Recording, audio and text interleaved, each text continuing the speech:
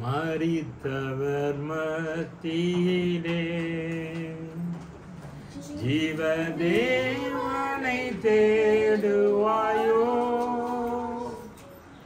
மரித்தவர் மத்தியிலே ஜீவதேவனை தேடுவாயோ? நீதியின் அதிபதி உயிர் தெழுந்தாரே, நித்திய நம்பிக்கை பெருகிடுதே.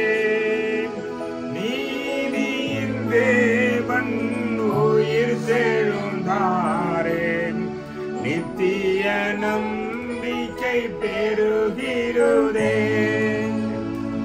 உயிர் தெழுந்தாரே,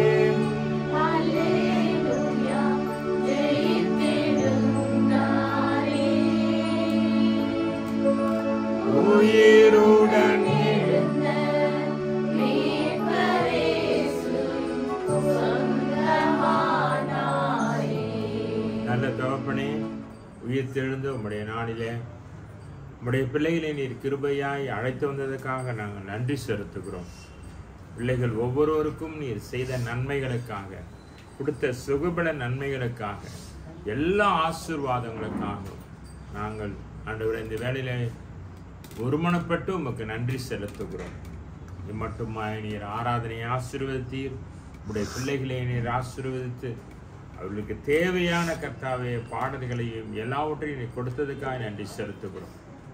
அதுபோல உடைய வார்த்தைகளை நீர் உடைய பிள்ளைகள் இந்த வேளையிலே சொல்லும்படியா ஜெபிக்கிறோம். மீட்பர் இயேசுவின் மூலம் வேண்டுகிறோம் நல்ல பிதாவே.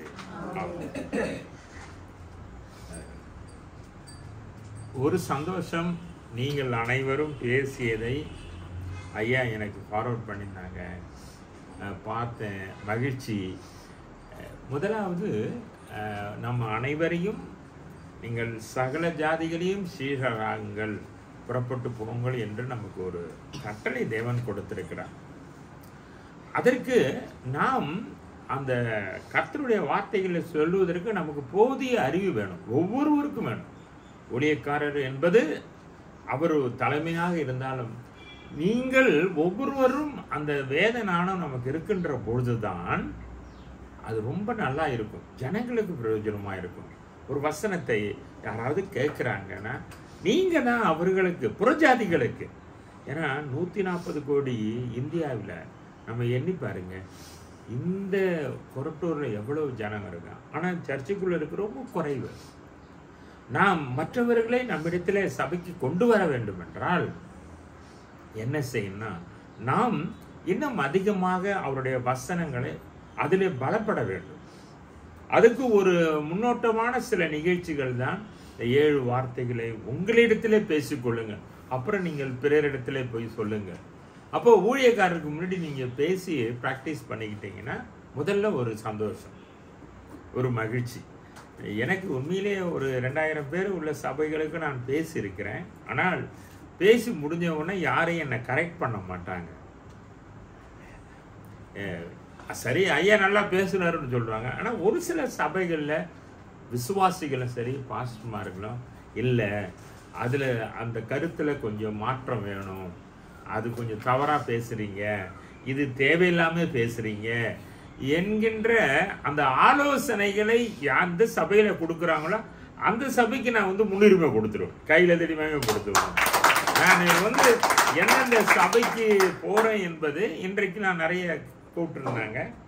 எனக்கு கொஞ்சம் மகிழ்ச்சி குறைவுதான். ஏனென்றால் சிலர் போனால் ஐயா நல்லா பேசுகிறீங்கன்னு சொன்னால் நம்பவே மாட்டேன். ஏன்னா அவர் கேட்கவே இல்லைன்னு அர்த்தம்.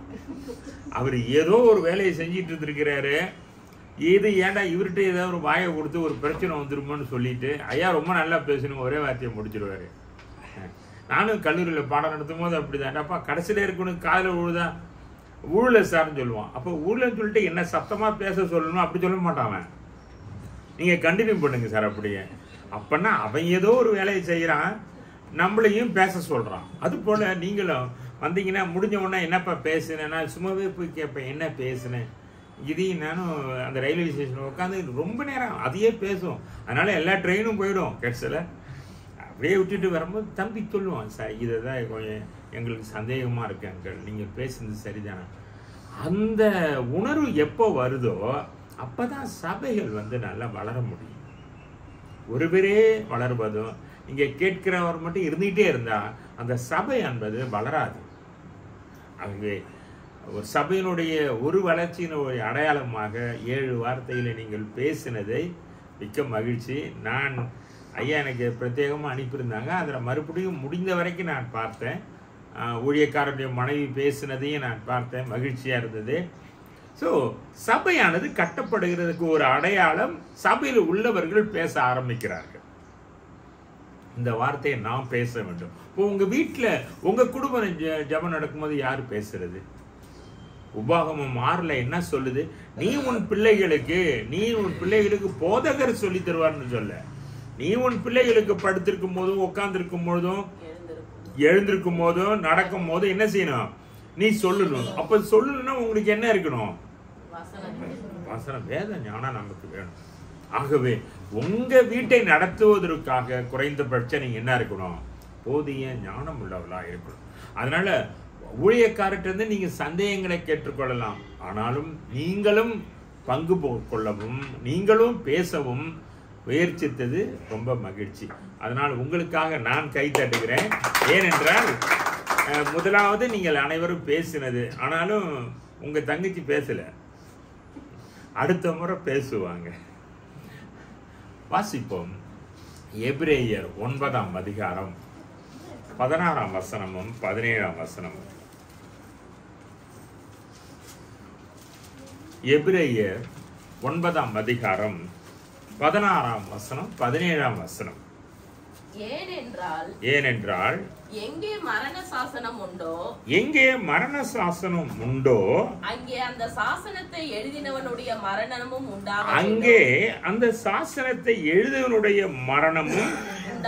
உண்டாக வேண்டும். அடுத்த வசனம். எப்படியெனில் மரணம் உண்டான பின்பே மரண சாசனம் உறுதிப்படும். அதை எழுதினவன் உயிரோடு இருக்கையில் அதற்கு பலன் இல்லை, இன்வாலிடா இருக்கும். இப்போ என் பிள்ளைகளுக்கு நான் ஒரு டாக்குமெண்ட்டை ரெடி பண்றேன், என் சொத்தை பிரிச்சு கொடுக்கிறேன், உயில் எழுதி கொடுக்கிறேன். அது எப்ப என் பிள்ளைகள்கிட்ட போய் சேரும்? எப்ப போய் சேரும்னா, நான் உயிரோடு இருக்கிற வரைக்கும் அந்த டாக்குமெண்ட்டுக்கு என்ன கிடையாது? உலகத்தினுடைய பாவத்தை சுமந்து தீக்கிற தேவாட்டுக்குட்டி இவர் என்று சொன்னார்.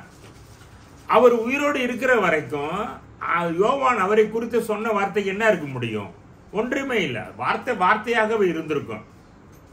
அவர் சிலுவை மரத்திலே தொங்கி பிதாவே ஏன் என்னை கைவிட்டீர் என்று கதறுகிற பொழுதுதான் யோவான் சொன்ன வார்த்தைக்கு அர்த்தம் கிடைச்சது. அப்போ எப்ப நமக்கு அந்த டாக்குமெண்டினுடைய பெனிஃபிட் வருதுன்னா, அது வார்த்தையா இருக்கும் பொழுது இல்ல, அது அழிக்கப்படுகிற போது, அந்த மாமிசம் அதனை ரத்தம் சிந்துகிற பொழுதுதான் நமக்கு ஒரு மீட்பை என்ன செய்கிறது? அந்த டாக்குமெண்ட் ரகசியமே கிடைக்கிறது. அப்போ கிறிஸ்து சிலுவையில, அதனாலதான் ஊழியக்காரர் சொல்லுகிற போது பண்டிகைகளை வரிசைப்படுத்துகிற பொழுது கிறிஸ்துமஸ் பிறந்தார் என்கிறது, அந்த பிறந்தார் என்கிறத நம்ம மகிழ்ச்சி அடைகிறோம். அதுல கூட அதிக மகிழ்ச்சி கிடையாது, வார்த்தைகள் அப்படியே இருந்தது. ஆனால் எப்ப நமக்கு இன்னைக்கு என்னன்னா, டாக்குமெண்ட்டை வாங்குறோம், உங்க அப்பா எழுதி வச்சது இதாப்பா, உங்க அப்பா என்ன எழுதி வச்சாரு, எனக்கு என்ன நன்மைகளை கொடுத்தாரு, பிரிச்சு படிச்சு பாருங்க. இப்ப இன்னைக்கு என்னன்னா, அந்த லைவிங், அதாவது லிவிங், அதனுடைய இருக்கிற எல்லாமும் உயிருள்ள சாட்சிகள் நமக்காக கொடுக்கப்பட்டது எல்லாம் நமக்கு இன்னைக்கு கிடைக்கிற நாள். வாசிப்போமே. யோவான் 14ஆம் அதிகாரத்திலே அந்த மரண சாசனத்துல என்ன இருக்கு, என்ன நமக்கு என்ன நன்மை இருக்கு, அது 14ஆம் அதிகாரத்தை நீங்கள் வாசித்தீங்கன்னா அதுல 2ஆம் வசனத்துல இருக்கு பாருங்க. யோவான் 14ஆம் அதிகாரம் 2ஆம் வசனத்தை வாசிங்க. இது எல்லாம் வார்த்தைகளாவே இருந்தது. பிதாவின் வீட்டில் வாசஸ்தலங்கள் உண்டு, அப்படி இல்லாதிருந்தால் சொல்லியிருப்பேன். ஸ்தலத்தை உங்களுக்காக ஆயத்தம் பண்ண போகிறேன். உங்களுக்காக ஒரு ஸ்தலத்தை நான் என்ன செய்யறேன்? ஆயத்தம் பண்ண போகிறேன்.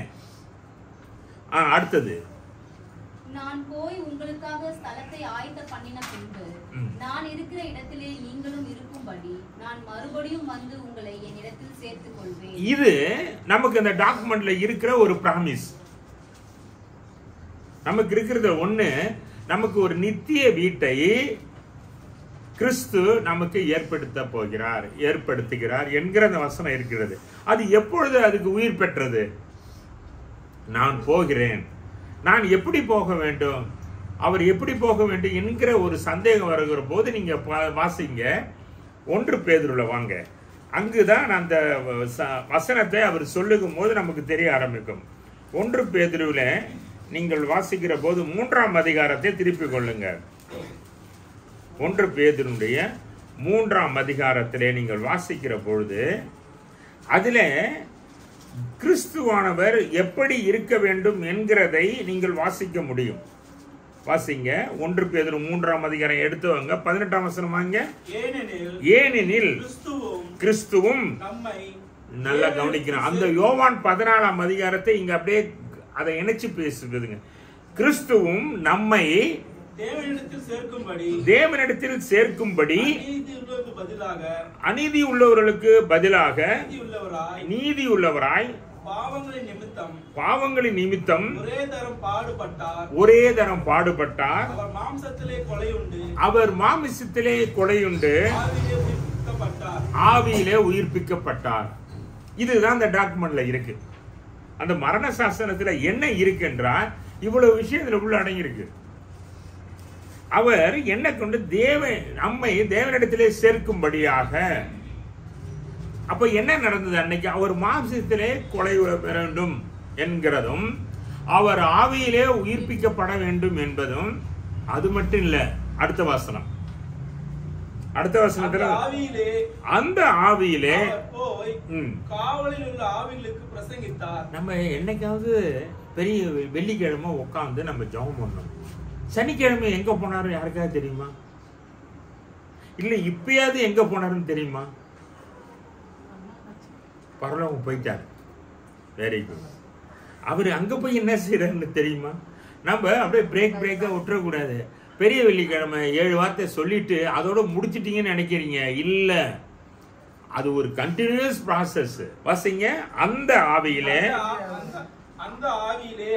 எந்த ஆவியிலே உயிர்ப்பிக்கப்பட்டாரோ அந்த ஆவியிலே அவர் போய் காவலில் உள்ள ஆவிகளுக்கு என்ன செஞ்சாராம்? பிரசங்கித்தார். அடுத்த வசனம். அந்த ஆவிகள் யார்? பூர்வத்திலே நோவா பேழையை உண்டாக்கும் பண்ணும் போது நாட்களிலே தேவன் நீடிய பொறுமையோடு இருந்து காத்திருந்த பொழுது கீழ்ப்படியாமை போனவைகளுக்கு அவர் அந்த பிரசங்கத்தை செய்தார். இப்ப உங்களுக்கு தெரியுதா? இது ஒரு கண்டினியூஸ் ப்ராசஸ். ஏதோ ஒரு நாள் வந்தாரு, டிஸ்கிரிட்டா நினைக்க கூடாது. வந்தாரு 3 நாள் நம்ம பேசினாரு, அதோட முடிஞ்சது கிடையாது. அதற்கு பிறகு நிறைய வேலை நடந்திருக்கு. ஏனென்றால் இந்த பூமியும் வானத்தையும் உண்டாக்கணும் வேறு ஒரு நாட்களிலே நமக்கு காணப்பட்டார், அப்புறம் எங்கேயோ போயிட்டாரு என்று நீங்க சொல்லிடவே கூடாது. யாரும் சொல்லிடாதீங்க. எங்கேயோ போனாருன்னு தெரியலன்னு சொல்லக்கூடாது. அமெரிக்க ஜனாதிபதிலாம் நிமிஷ கணக்கில் அவருக்கு ஒரு ஆபரேஷன் நடந்தா கூட இன்னொரு ஜனாதிபதி அவருக்கு நியமிப்பாங்களாம். அப்போ உலகத்தில் உள்ள ராஜாக்களே ஒரு நிமிஷம் கூட நிதானம் இல்ல கூட சொன்னா, வானத்தையும் பூமியும் உண்டாக்கின தேவன் எங்க இருக்கிறாரு, எங்க போனாரு என்கிறது தெரியாம நம்ம இருக்கக்கூடாது. அல்லேலூயா. அப்போ அவர் கொலை உண்டது உண்மை, அவர் ஆவியில உயிர்ப்பிக்கப்பட்டது உண்மை, அந்த ஆவியிலே போய் அவர் பிரசங்கம் பண்ணினதும் உண்மை. அல்லேலூயா. அப்படி என்றால் நம் ஆண்டவர் யார்? இந்த ஈஸ்டர் தினத்தினுடைய மெயின் முக்கியமான கருத்துக்கு வருவோம். இன்னைக்கு நம்ம டாக்குமெண்ட்டை வாங்குறோம். இன்னைக்கு தான் அப்பா எனக்கு எழுதி வச்சதை நான் வாங்கி பார்க்கிறேன். அப்படி என்றால் என் தகப்பன் யார் என்று சொன்னால் ரோமர்ல தான் அந்த உண்மையே அடங்கியிருக்கு. வாசிப்போம். இந்த ரோமர் நீங்கள் வாசித்து பார்க்கின்ற பொழுது அங்கு ஆண்டவராகிய இயேசு கிறிஸ்துவை குறித்து ஒரு தெளிவான வார்த்தைகள் அங்கு இருக்கிறது. அந்த ரோமர்ல நீங்கள் படிக்கின்ற பொழுது எபிரேயர்ல எப்படி மரண சாசனத்தை குறித்து நாம் வாசிக்கிறோமோ அது போலவே ரோமர் 14ஆம் அதிகாரத்திற்கு வாங்க.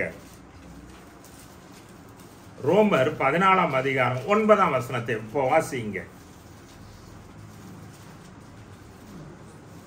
வாசிங்கள் எடுத்தவர்கள். ரோமர் 14. கிறிஸ்துவும், நல்லா கவனிங்க, ஈஸ்டர் என்பது அர்த்தம் என்ன? ஒன்று, அவர் உயிரோடு இருக்கிற வரைக்கும் அவர் சொன்ன வார்த்தைகள் நமக்கு சொல்ல மீட்புகள் அப்படியே இருந்தது. அவர் மரிக்கின்ற பொழுதுதான் நமக்கு அந்த மீட்பு கிடைச்சது.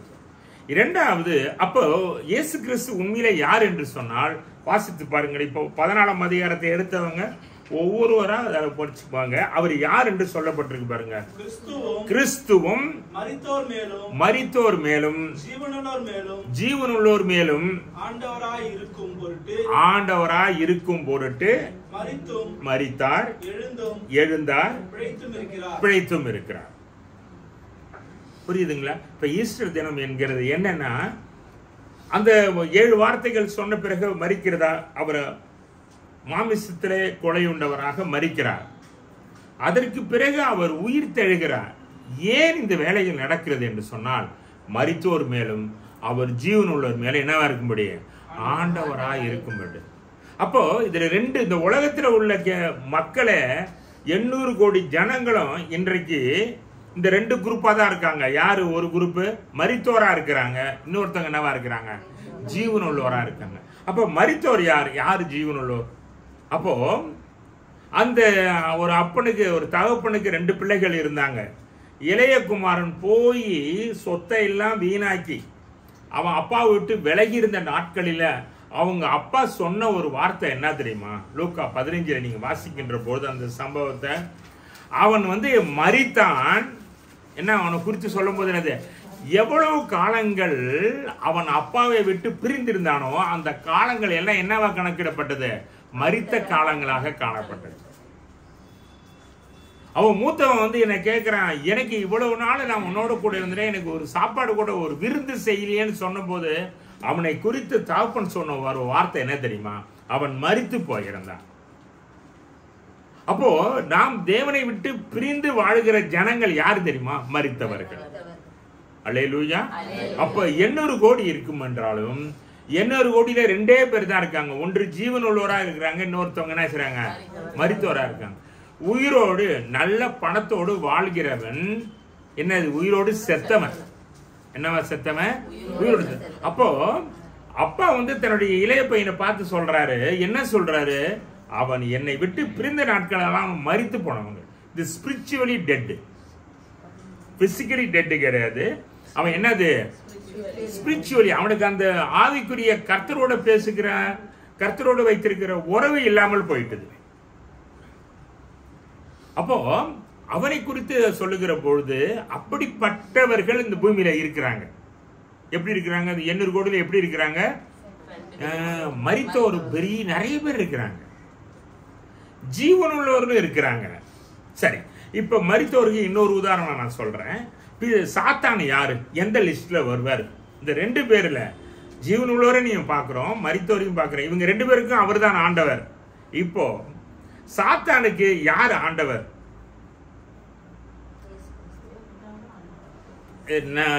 நீங்கள் ஆராதிக்கிற இயேசு தான் அவர்களும் ஆண்டவர். அல்லேலூயா. வாசிப்போம் மத்தேயு 4ஆம் அதிகாரம். அவர்கள் இருவருக்கும் பிசாசு அவரை மலையிலே கொண்டு போகிற போது அந்த வாக்குவாதங்கள் 2 பேருக்கு பேசிக்கிட்டே இருக்கும் போது அப்ப சொல்றாரு பாருங்க, வாசிப்பா. மத்தேயு 4ஆம் அதிகாரம் எடுத்தீங்க எல்லாரும்.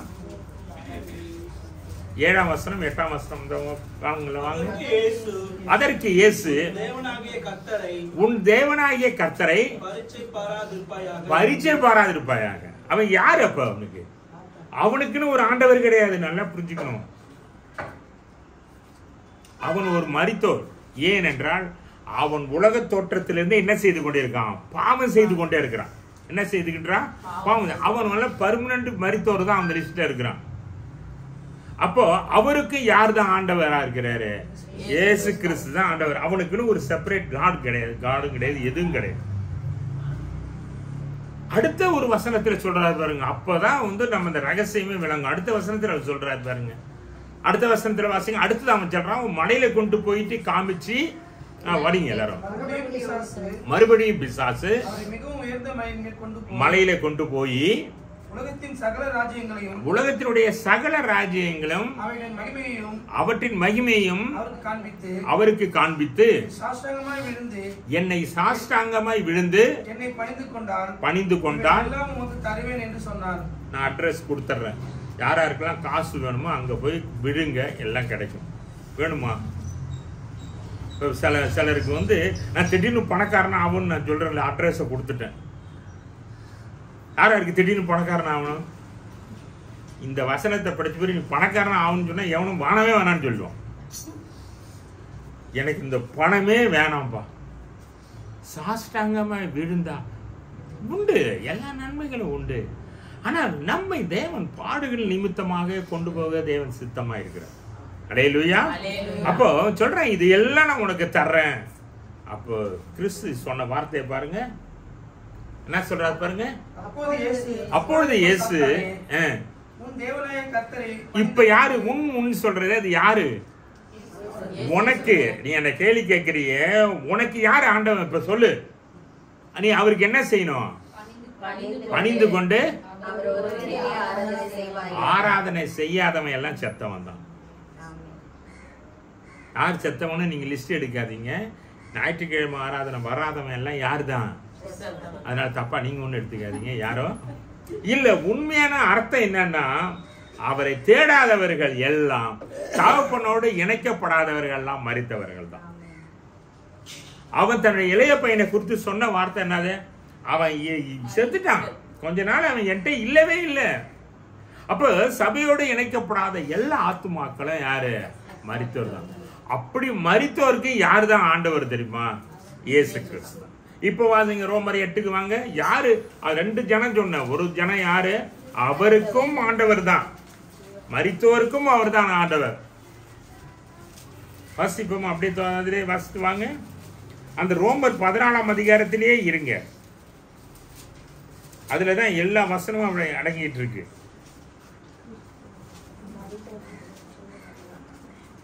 ரோமர்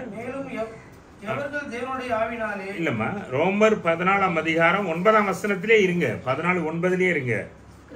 கிறிஸ்துவும் மரித்தோர் மேலும் ஜீவனுள்ளோர் மேலும் ஆண்டவராய் இருக்கும் பொருட்டு மரித்தும் எழுந்தும் பிழைத்தும் இருக்கிறார். இந்த 3 ப்ராசஸ் நடக்குது. இப்போ அவர் எங்க போனாருன்னு நான் சொல்லிட்டேன். எங்க போனாரு? மரித்த ஆவிகள்கிட்ட போனாரு. அந்த ஆவிகளுக்கு ஆண்டவராய் இயேசு கிறிஸ்து ஆண்டவராய் இருக்கிறாரு. அல்லேலூயா. ஜீவனுள்ளோருக்கும் அவர் ஆண்டவராய் இருக்கிறாரு. இப்ப பாருங்க, ஒரு சம்பவத்தை நம்ம படிக்கிறோம். சில நேரங்களில் நம்ம ரொம்ப எளிமையா எல்லாத்தையும் படிச்சுட்டு போயிடுவோம். மத்தேயுல அவர் சிலுவை மரத்துல தொங்கும் போது மரியாளுக்கு சொல்லப்பட்ட ஒரு வார்த்தை இருக்கு. தேவதூதன் சொன்னார், நீ ஒரு கர்ப்பவதி ஆவான்னு சொன்னாரு. நடந்தது. அவர் பெரியவராக இருப்பாரு. நடந்தது. உன்னதமான குமாரன் எப்படவா? அதுவும் நடந்தது. தாவீதின் சிங்காசனம் அவர் கொடுக்கப்படும் சொன்னாரு. நடந்துதா? இல்ல, அப்படியே நிக்குது பாருங்க, பெண்டிங்கா இருக்கு. அதுக்கு பிறகு சிமியோன் வந்து நல்லா தெரியும், மரியாளுக்கு 2 விதமான தீர்க்க தரிசனங்கள் ஆசீர்வாதங்கள் வருது. ஒன்று தூதன் சொல்றது, இன்னொன்னு சிமியோன் சொல்வார். அப்படியே அவர் வாழ்த்திட்டு சிமியோன் சொல்ற ஒரு வார்த்தை என்ன தெரியுமா? அப்படியே இருந்தாலும் ஒரு பட்டயம் என்ன செய்யும்? ஒண்ணு உருவி போகும்.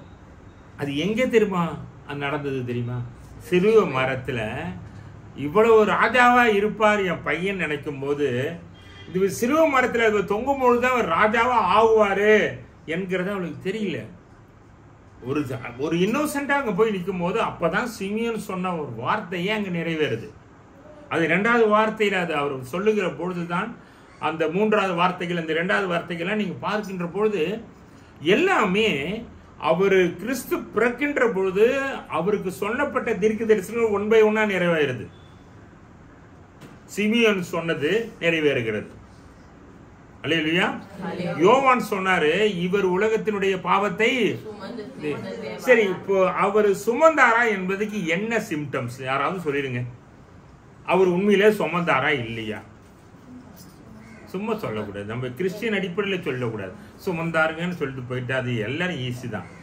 நீங்க விசுவாசத்துல சொல்றீங்க, ஆனா பைபிள் ஆதாரமே சொல்லுது அவர் உண்மையிலேயே சுமந்தார். ஏனென்றால் தேவன் மனுஷர்கள் யாரும் இல்லாத போது பூமியானது எப்படி இருந்தது? ஆதியாகமம் வாசிங்க. எப்படி இருந்தது? ஒழுங்கின்மையா இருந்தது, வெறுமையா இருந்தது. அப்புறம் அதுக்கு இருள் இருந்தது. டார்க்னஸ் வந்தாலே நம்ம என்ன பண்ணிடுறோம்? அது பாவத்தினுடைய ஆரம்பம். அல்லேலூயா. அப்ப நமக்காக ஒரு பாவம் ஆக்கப்பட்டார்னா அந்த நேரத்துல என்னதான் இருக்கும்? இதுதான் 4வது வார்த்தை. இப்ப 4வது வார்த்தையில அவர் நமக்காக பாவம் பட்டார். நான் இப்ப ஒரு சின்ன உதாரணம் சொல்லி நான் முடிச்சிடறேன். இப்ப நான் ஒரு பேங்க் லோன் போடுறேன், நான் லோன் கட்ட போறேன். அந்த பேங்க் மேனேஜர் பையன் அப்புறம் என்ன சொல்றாரு? மேனேஜர், இல்லைங்க, உங்களுக்கு யாராவது சூரிட்டி போட்டாதான், உங்களுக்கு ஜாமீன் கையெழுத்து போட்டாதான் நான் உங்களுக்கு லோன் தருவேன். அப்ப அங்க இருந்த பையன், அவருடைய பையன், சரிப்பா நான் அவருக்காக சூரிட்டி போடுறேன்னு சொல்றான். நீங்க பேங்க்ல லோன் வாங்கின, நீங்க கட்டல, ஏதோ ஒரு காரணம், நீங்க இறந்துட்டீங்க, போயிட்டீங்க. இப்ப அந்த தண்டனையை யாரு அனுபவிக்கிறது? யாரு? அப்போ ஆதாம் செய்த தப்ப மன்னிக்காத தேவன் சூரிட்டி போட்ட இயேசு கிறிஸ்துவ மன்னிப்பாரா? நீங்களே யோசனை பண்ணிப்பாரு. அப்போ தேவனுக்கும் மனுஷனுக்கும் இருந்த, தேவனுக்கும் இயேசு கிறிஸ்துக்கும் இருந்த அந்த நெருக்கம் என்பது 4வது வார்த்தையில எப்படி வெளிப்படுதுன்னா,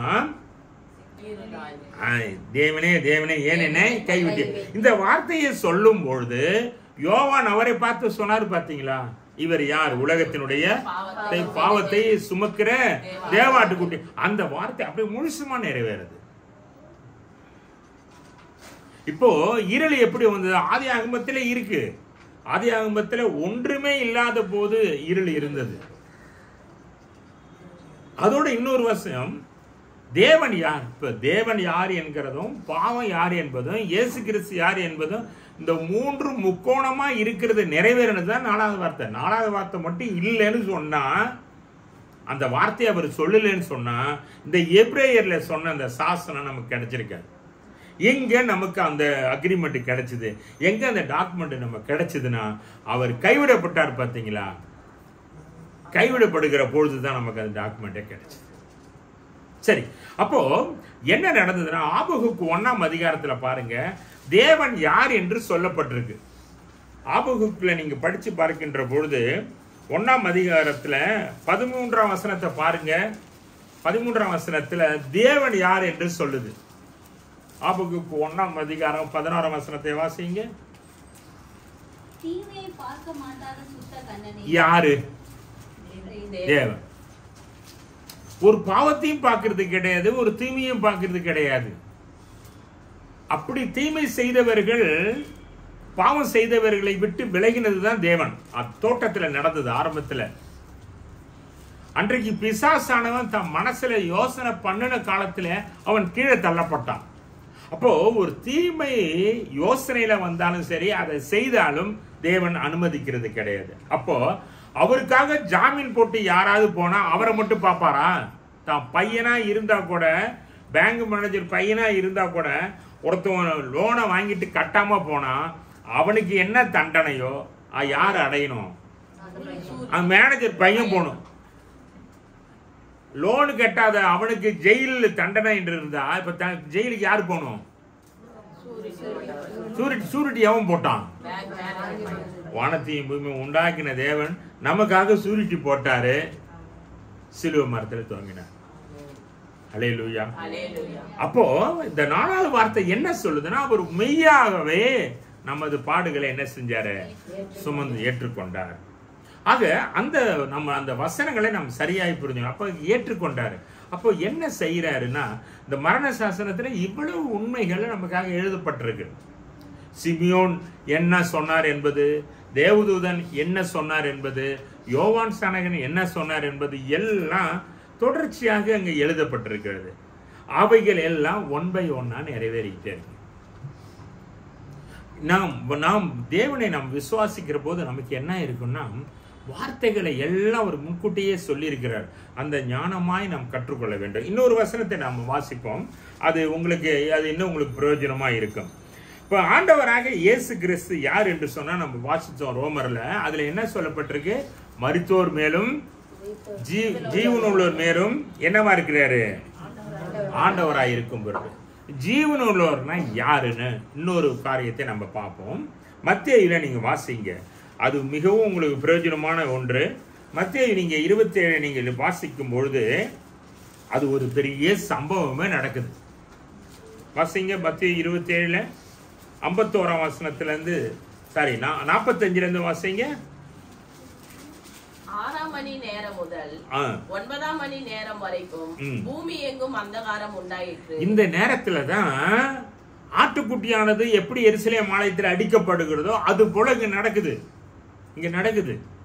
அடுத்த வசனம். 9ஆம் மணி நேரத்தில் இயேசு ஏலி ஏலி லாமா சபக்தானி என்று மிகுந்த சத்தமிட்டு கூப்பிட்டார். இங்க பாருங்க, இங்க இயேசு கிறிஸ்து சிலுவை மரத்துல பிதாவே இவர்களை மன்னி என்று சொல்றாரு. இதற்கு இன்னொரு நிழலாட்டமான ஒரு வசனத்தை நான் சொல்றேன். அங்கே என்ன நடந்ததுன்னு ரொம்ப வேதனையா இருக்கும். என்ன ஆகுமா? 11ஆம் அதிகாரம் 11ஆம் வசனத்துக்கு வாங்க.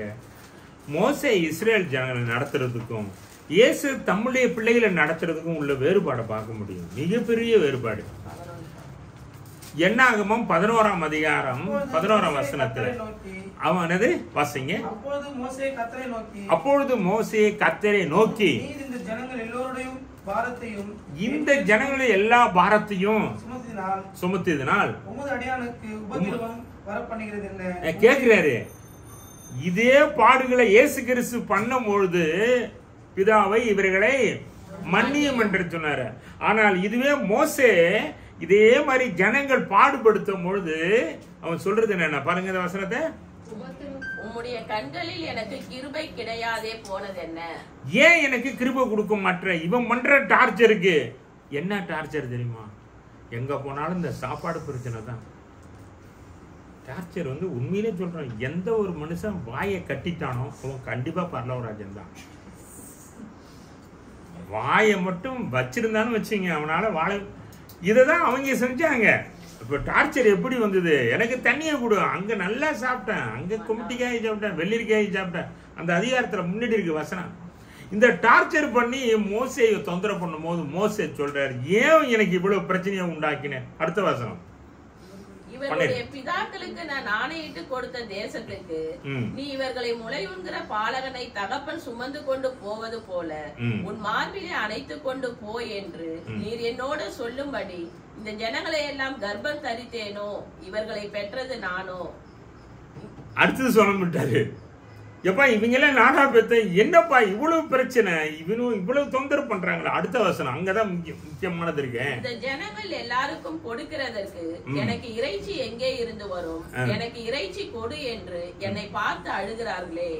இந்த ஜனங்கள் எல்லாரையும் நான் ஒருவனாய் தாங்க கூடாது. எனக்கு இது மிஞ்சின பாரமாய் இருக்கிறது. எனக்கு இது என்னவா இருக்குது? மிஞ்சின பாரமா இருக்கு. அடுத்தது, உம்முடைய கண்களிலே எனக்கு கிருபை கிடைத்ததானால், உம்முடைய கண்களில் எனக்கு கிருபை கிடைக்கும் என்றால் இப்படி எனக்கு செய்யாமல் என் உபத்திரவத்தை நான் காணாதபடிக்கு இப்பொழுதே என்னை கொன்று போடும் என்று வேண்டிக் கொண்டான். இதுதான் மோசேவுக்கும் இயேசு கிறிஸ்து. பிதாவே இவர்களை மன்னியும். அவர்களுக்கு மோசேவுக்கு அவர்கள் கொடுத்த டார்ச்சரையும் இயேசு கிறிஸ்து சிலுவையில் தொங்கும் பொழுது அவரை சுத்தி இருந்த ஜனங்களை சொன்னாங்க பாத்தீங்களா? அந்த காலம் உலகத்தினுடைய அக்கிரமத்துல உக்கிரமான காலம். எந்த காலம்? இயேசு கிறிஸ்து சிலுவை அறையும். ஏப்பா பரபாசு நல்ல ஒரு திருடன் என்பது உலகத்துக்கே தெரியும். ஜனங்கள் யாரை போய் கேட்டாங்க? இவரை விடுதலை செய்யணுமா பரபாசை விடுதலை செய்யணுமா? நல்ல ஒரு பாப்புலரான திருடனை அவரை வெளியே அனுப்புன்னு சொன்னா அப்ப அந்த உலகம் எப்பேற்பட்ட உலகமா இருந்திருக்கும்? அல்லேலூயா. எவ்வளவு ஒரு கடுமையான உலகம் இல்லைங்களா அது? பரபாசை விடுதலை செய்யணும். அவன் ஒரு திருடன் என்பது அங்க இருக்கு. அடுத்தது, இவர் என்னையா தப்பு செஞ்சான்னு ராஜா கேட்கும்போது, தப்பு செஞ்சதுதானே நீ சொல்லணும். அதுக்கு அவங்க என்ன தெரியுமா சொன்னாங்க, அவரை சிலுவையில் அறையும் என்கிற ஒரு வார்த்தையை தவிர வேற எந்த ஒரு வார்த்தையும் சொல்லாத ஜனங்கள், சொல்லாத சந்ததி அந்த உலகத்துல ஒவ்வொரு காலகட்டத்திலையும் சந்ததியை படிச்சுட்டு இருக்கும்போது கிறிஸ்துவை அறைகிற பொழுது இருந்த ஜனங்களுடைய மைண்ட் இருந்தது பார்த்தீங்களா, அந்த மைண்ட் இன்னைக்கு இங்க வந்துட்டு அந்த ஒவ்வொரு காலத்திலையும் அந்த மனுஷன் யோசிக்கிறான் பார்த்தீங்களா. இந்த காலம் மிக கடுமையான காலம், ஒத்துக்கிறீங்களா? ஊழியக்காரெல்லாம் ஜீரோ பேலன்ஸ்லாம் சொல்லிட்டு அங்கங்க மாட்டிக்கிறாங்களா இல்லைங்களா? அப்போ உடனே என்ன செய்யறாங்க, உங்களுக்கு பாதி புரியாது, 40 நாள் ஆகும். இப்போ நான் பேசுறது ஐயா டக்குன்னு சிரிச்சாரு. காரணம் என்ன, அதாவது அட்டாச் பண்ணிக்கிட்டே இருக்கிறவங்க தெரியும். ஏன்னா பேதுரு பேசுறத பார்த்தோம்னா அந்த வார்த்தையை வச்சுக்கிட்டே பக்கத்தில் உள்ள, ஏய் இந்த ஆள் இருக்கான் பார்த்தீங்களா பேதுரு, இவன் நம்ம ஆளு கிடையாதுயா, யாருடைய ஆளு? இயேசு. அப்போ கிறிஸ்டியானிட்டி உள்ளவங்க தொடர்ந்து டிசைபிளா இருக்கும்போது பேசும்போது ஆட்டோமேட்டிக்கா அவங்க இணைஞ்சிருவாங்க. இந்த தூரமா இருக்காங்க பார்த்தீங்களா, அவங்களுக்கு நான் என்னதான் பேசினாலும் 40 நாள் ஆகி வரும். என்னையா ஐயா சொல்லிட்டே இருக்கும்போது திடீர்னு ஜீரோ பேலன்ஸ் சொன்னாரு, சம்பந்தம் இல்லாத வார்த்தையெல்லாம் சொன்னாரு. ஈஸ்டர் அன்னைக்கு ஜீரோ பேலன்ஸுக்கு என்னையா சம்பந்தம்? இயேசு கிறிஸ்து சிலுவையில் தொங்கப்படுகிற பொழுது இந்த ஜீரோ பேலன்ஸ் உள்ள கூட்டம் தான் அங்க இருந்தது. காசு காசு காசுன்னு அலைஞ்சாங்க. அவரோடு வாழ்ந்த யூதாஸ் காரியத்து எவ்வளவோ சத்தியங்களை, தீர்க்க தரிசனம் எல்லாமே சொல்றாரு. நீ தான் என்னை காட்டி கொடுக்க போன்னு சொன்ன போதும் அவன் 30 வெள்ளி காசுக்கு அலையறான் பாரு. பணம் பணம் பணம் அலையறான். சரி, இவர்களெல்லாம் இயேசுவை ஏன் சிலுவையில் அறையன்னு சொன்னானா, இவங்களுடைய பிசினஸ் தடைப்படுது. பரிசேயர் வேதப்பாரங்கெல்லாம் ஒரு சத்தியத்தை சொல்லி ஜனங்களை காணிக்க அனுப்புறது, அந்த ஆலயத்தையே பலியிட வைக்க வேண்டிய மோசே தீர்மானிச்சது வேற, சாலமோன் ஆலயத்தை கட்டியது வேற. இவங்க என்ன பண்றான், அதை கொண்டு போய் என்ன பண்ணிக்கிறான், இயேசு கிறிஸ்து சாந்தமா இருக்கிறவரே சாட்டை எடுக்கிற அளவுக்கு பண்ணணும். அப்போ கிறிஸ்து வந்த காலம் அக்கிரமத்தினுடைய உக்கிர காலம் சொன்னா ஒத்துக்கிறீங்களா? அப்போ அந்த காலத்துல என்ன ஆயிடுது, ஒரு நல்ல மனுஷரை கூட இவன் என்ன செஞ்சிருக்கணும், இயேசுவை விடுதலை செய்யணும் சொல்ல ஒரு மனப்பக்கம் இல்ல. ஐயா ராஜா நடந்துக்கிறான், அவன் ரோமராஜ்யம் எதுனாலும் பண்ணிட்டான், நீ என்ன செஞ்ச? உனக்கு ஒரு மனசாட்சி வேணாமா? இயேசு கிறிஸ்து யார் என்று நீ சொல்ல வேணாமா? அப்ப அங்க போய் அமைதியா இருக்கிறான்.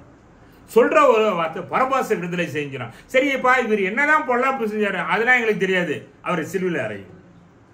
காரணம் இல்லாமல் தான் கிறிஸ்துவ பிள்ளைகள் சஃபர் ஆவாங்க. காரணத்தோடலாம் யாரும் உங்களை தண்டிக்க மாட்டாங்க. உங்க மேல பொய்யான குற்றச்சாட்டுகளை சொல்லுவாங்க. அதனால நீங்க எதை குறித்துலாம் நீங்க அதை குறித்து கவலைப்படக்கூடாது. அதனாலதான் கிறிஸ்து நமக்கு என்ன நடந்தது, அவருடைய வாழ்க்கையில் என்ன நடந்தது. அப்ப இந்த சரித்திரத்தை மத்தேயு 27 படிக்கின்றப்போ நம்ம கற்றுக்கொள்கிற விஷயம், எவ்வளவு ஒரு தீமோத்தேயுல வாசிக்கிறோம் இல்லையா, நல்லவரை பகைக்கிற ஒரு காலமாயிருக்கும். நல்லவரை பகைக்கிறார். கிறிஸ்து பண்ணின உபதேசங்கள், அவர் மக்களை நேசித்தது, அவர் அன்பு பாரானது. 5000 பேருக்கு இங்க சாதாரண உணவு கொடுக்கறதுக்கு நான் செத்துறேன்னு சொன்ன ஆளு யாரு? இயேசு கிறிஸ்து என்ன செய்றாரு, இந்த ஜனங்கள் போகும்போது வழியில சோர்ந்து போயிடுவாங்களேன்னு சொல்லிட்டு உணவு அளிச்சாரு. இதுவே ஒரு இக்கட்டான சூழ்நிலை மோசேக்கு வரும்போது மோசே என்ன சொல்லிட்டாரு, இவளுக்கு சோறும் போட முடியாது, என்னால ஒண்ணும் முடியாது, என்ன செஞ்சிரு, என்ன கொண்டுடு. ஆனா இயேசு கிறிஸ்து என்ன செஞ்சாரு, சிலுவை மரத்துல தன்னுடைய ஆவி ஆத்மா சரீரம் அனைத்தும் ஒப்பு கொடுத்தார். ரெண்டுக்கும் டிஃபரன்ஸ் தெரியுது பார்த்தீங்களா?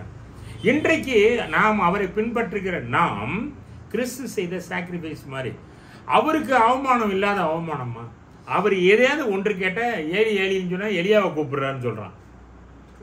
இது போல கிண்டல் உங்களுக்கு வந்தா என்ன செய்றீங்க, சிலுவை மரத்துல டக்குன்னு இறங்கிடுவீங்க. ஏன்னா இவன் என்ன இப்படி பண்ணிட்டு இருக்கான். அப்படி ஒருவேளை நடந்திருந்தா மீட்பு வந்திருக்குமா?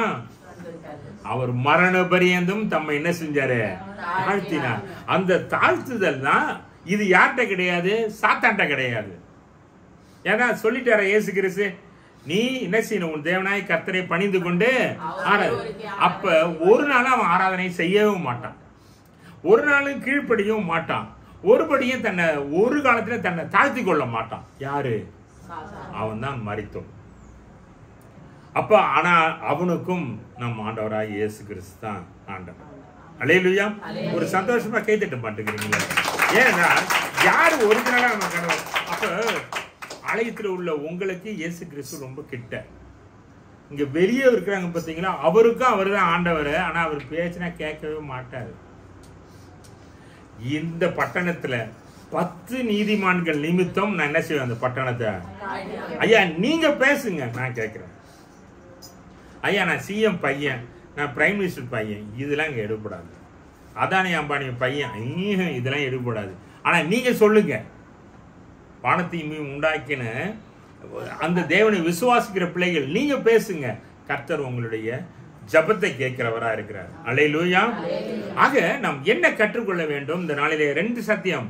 அவர் மரித்தோர் மேலும் ஜீவனுள்ளவரும். அதுல நான் தொடர்ந்து சொல்லிக்கொண்டே இருக்கும்பொழுது அவர் இருந்தது, மறுபடியும் ஆவியை விட்டார். அப்புறம் பாருங்க 51ல முக்கியமானது இருக்கு பாருங்க. அன்னைக்கு நடந்த சம்பவங்கள், ஒண்ணு இருட்டா போயிட்டாப்பா, இது அப்படிதானே, இருட்டா ஆயிட்டது. உலகத்திலேயே அந்த மாதிரி சம்பவங்கள் நடந்தது கிடையாது. சரி, அது மட்டுமா நடந்தது? அதுக்கு அடுத்தது பாருங்க, 2வது நடந்தது, திரைச்சியில கீழே இருந்து மேலே கிழிஞ்சுதா, மேல இருந்து கீழே கிழிஞ்சுதா?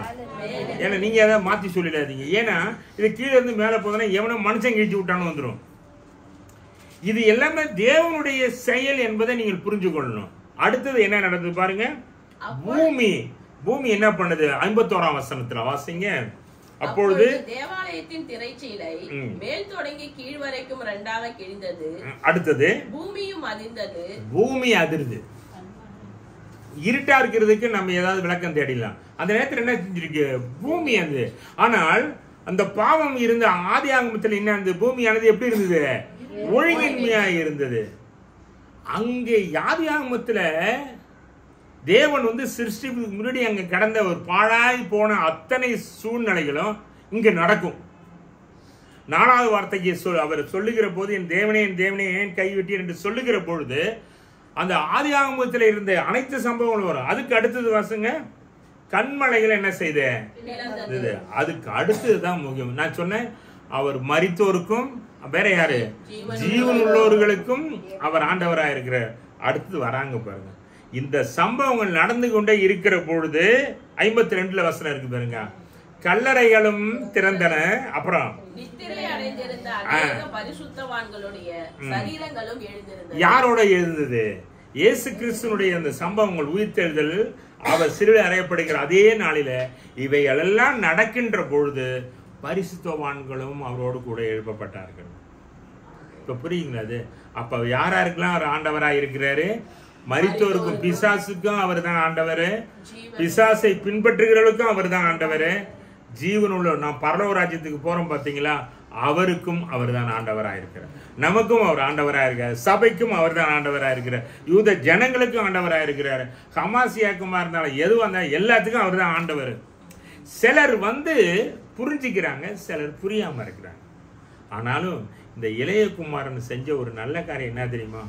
அவன்கிட்ட இருந்த ஒரு ஞாபக சக்தி தான். யாருக்கு நல்ல ஞாபக சக்தி இருக்கோ அவன் எல்லாம் வாழ்க்கையில வாழ்வான். முதல்ல யார் நல்லவனா வாழ்வான்னு சொன்னேன்? யார் கிறிஸ்தவனா வாழ்வான்னு சொன்னேன்? வாயை கட்டுறவன் வாழ்வான். அப்படித்தானே? என்னென்ன நினைச்சு பார்க்க கூடாது. எங்க அப்பா வீட்டுல இருக்கும்போது நல்லா வாழ்ந்தேன், இங்க உன்னோட அடி வாங்கி சாப்பிட்றேன், இந்த மாதிரி கம்பேர் பண்ணிக்கிட்டு இருக்கிறோம் பார்த்தீங்களா, அவங்களால கஷ்டம்தான். அடுத்தது நல்ல ஞாபக சக்தி நமக்கு வேணும். எப்படி ஞாபக சக்தினா, இளையகுமாரன் இருந்தான். இளையகுமாரன் சாப்பாடு கிடைக்கல, அவனுக்கு ஒரு கடும், அந்த நாட்டில் அவன் தேசத்தில் இருக்கும்போது பிரச்சனை வந்தது. அப்போ அவன் செய்த ஒரே ஒரு நல்ல காரியம் என்ன சொல்லுங்க? எங்க அப்பா வீடுன்னு நினைச்சான். அவன் வாழ்க்கையே மாறியது. அல்லேலூயா.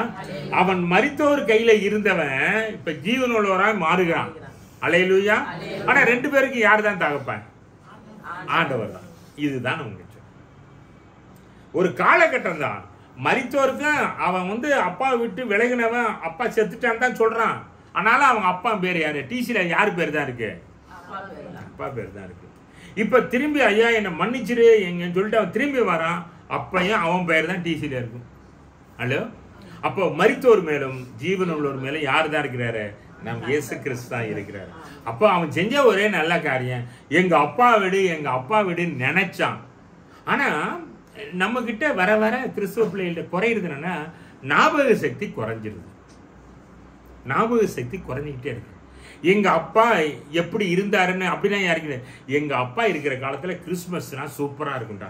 நான் இன்னைக்கு நினைச்சு பார்ப்பேன், எங்க அப்பா காலத்துல ஈஸ்டர் பண்டிகைனா எப்படி நாங்க அழகா போவோம். இப்ப அதாவது நினைச்சு பாக்குறீங்களா? ஈஸ்டர் பண்டிகைனா அதான் மிக சந்தோஷமான நாட்கள். குருத்தோலை ஞாயிறுனா அதெல்லாம் சந்தோஷமான நாட்கள்.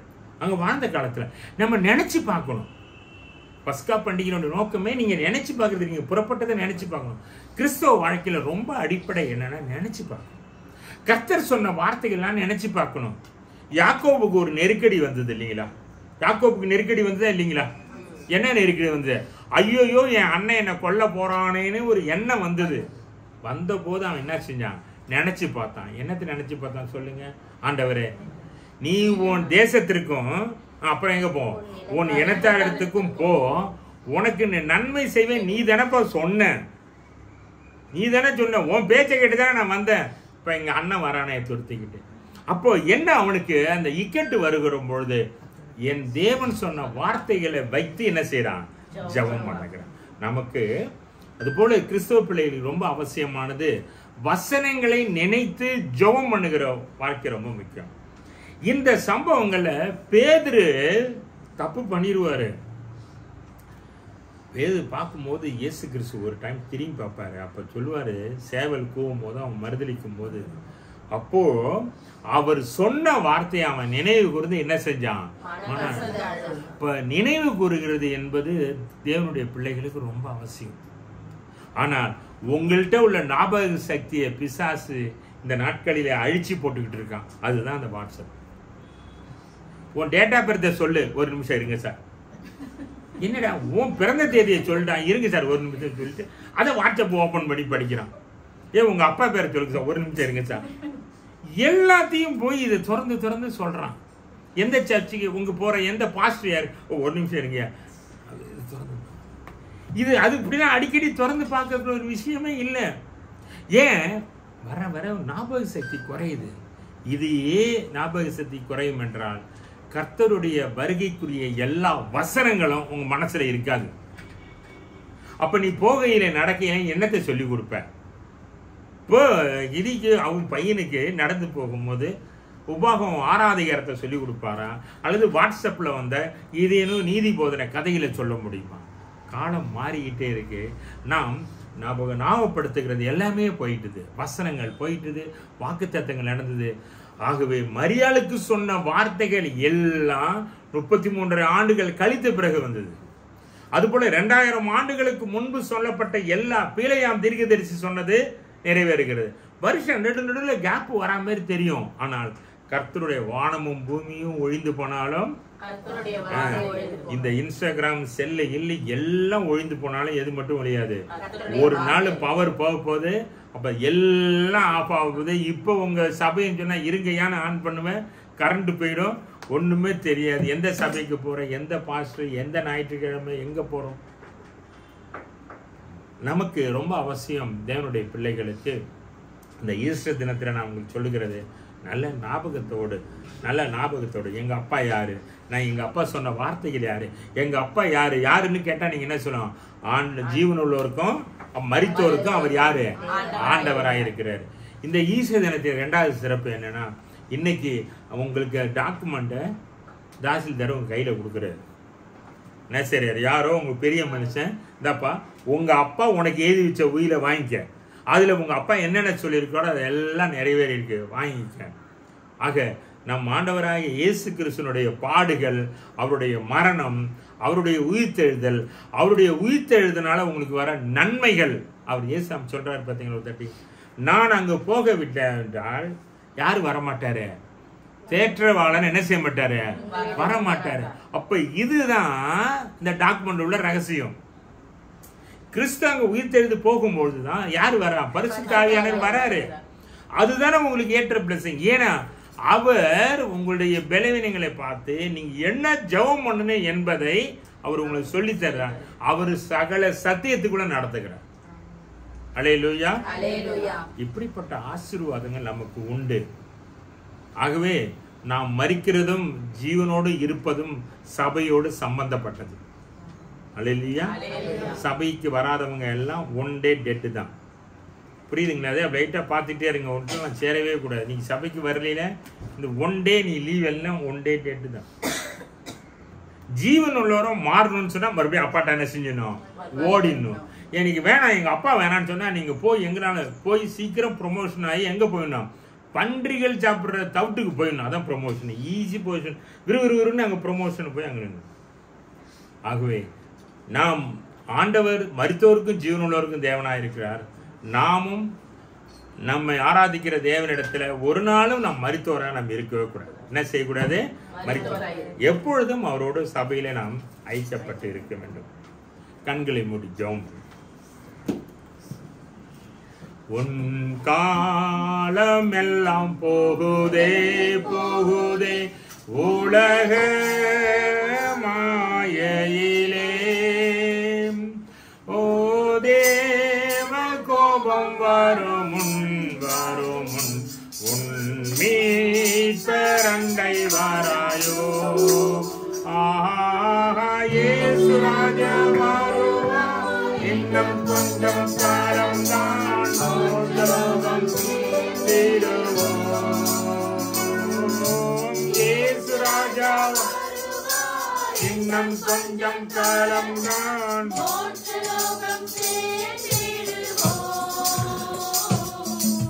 இயேசு ராஜா வருவா, இன்னும் கொஞ்சம் காலம் தான்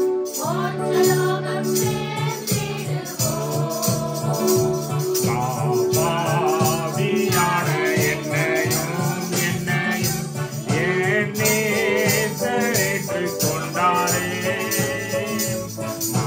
பாவியான என்னையும் என் நேசரேற்றுக் கொண்டாரே. ஓ பாவியும் ஓடிவா ஓடிவா, தேவா தேவாரம் பெறுவா. இயேசு ராஜா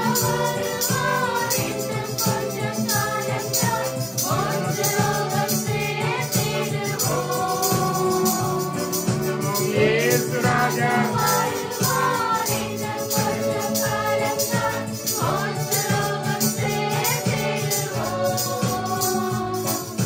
இயேசு ராஜா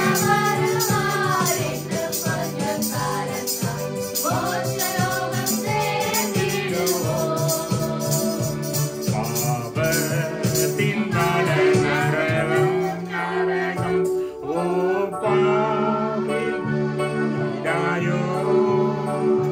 பாவத்தின் நரகம் நரகம், ஓ பாவி நடுங்கிடாயோ. காண்பதெல்லாம் அழியோ மழியும், காணாததல்லோ நித்தியம். இயேசு ராஜா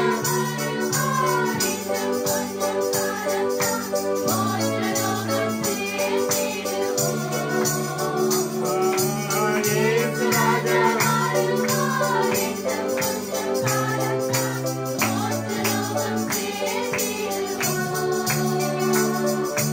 இயேசு ராஜா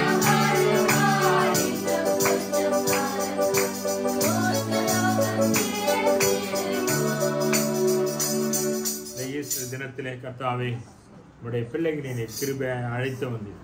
கடந்த நாளெல்லாம் உடைய பிள்ளைகளுக்கு ஜீவனையும் சுகத்தையும் நல்ல ஒரு ஆரோக்கியத்தையும் ஆண்டவரிலே பொருளாதாரத்திலும் நல்ல ஒரு உதவி செய்து, அவர்களுக்கு நல்ல ஒரு உதவியை செய்து, நன்மைகளை காணும்படியாக நீ செய்து, இந்த நாளையே அவர்கள் காணும்படியாக, இந்த நாளிலும் உடைய வார்த்தைகளை அவர்கள் கேட்கும்படியாகவும் நீ அவர்களுக்கு கிருபை செய்ததுக்காக நன்றி செலுத்துகிறோம். வந்த பிள்ளைகள் ஒவ்வொருவருக்கும் நீ பலனை தாரும், நல்ல ஜீவனை சுகத்தையும் கட்டளையிடும். அப்படி உம்முடைய வார்த்தையிலேயே உடைய ஆலயத்தில் நடப்பட்ட பிள்ளைகளாக, உடைய வார்த்தையில நடப்பட்ட பிள்ளைகளாக ஒவ்வொரு நாளும் ஜீவிக்க அவர்களை நீர் ஆசீர்வதித்து அவரை வழிநடத்தும்படியாக ஜெபிக்கிறோம். தகப்பனே, நீர் மரித்தோர் மேலும் நீர் ஜீவனுள்ளோர் மேலும் நீர் ஆண்டவராய் இருக்கிறீர் என்பதை நாங்கள் ஒவ்வொருவரும் ஒவ்வொரு நாளும் உணரும்படியாக, ஒரு நாளும் நீர் நாங்கள் மரித்தோர் நிலையை அடையாதபடிக்கு ஒவ்வொரு நாளும் ஜீவனுள்ளோர் நிலையாக ஜீவனுள்ளோராக இந்த பூமியில ஜீவிக்க எங்களை வழிநடத்தும்படியாக கிருபை பாராட்டும்படியாக ஜெபிக்கிறோம். அந்த பிள்ளைகள் ஒவ்வொருவரையும் ஆசீர்வதியும், அவர்களுடைய தேவைகளையும் சங்கீதத்திலே சொல்லுகிறது போல அவருடைய மன விருப்பத்தின்படி அவர்களை நீ செய்து தரும்படியா ஜெபிக்கிறோம். ஒரு பிள்ளைகளும் எந்த ஒரு விஷயத்திலையும் குறைபட்டு போகாதபடிக்கு, சிங்கக்குட்டிகள் தாழ்ச்சி அடைந்தாலும் கர்த்தரை தேடுகிற பிள்ளைகளுக்கு ஒரு நன்மையும் குறைபடாது என்ற வாக்குத்தத்தத்தின்படி பிள்ளைகளை நாங்கள் ஆசீர்வதிக்கிறோம். நாங்கள் அவர்களுக்காக ஜெபிக்கிறோம். அவர்களை ஆசீர்வதியும் வழி நடத்தும். மீட்பர் இயேசுவின் மூலம் வேண்டுகிறோம் ஜீவனுள்ள நல்ல பிதாவே.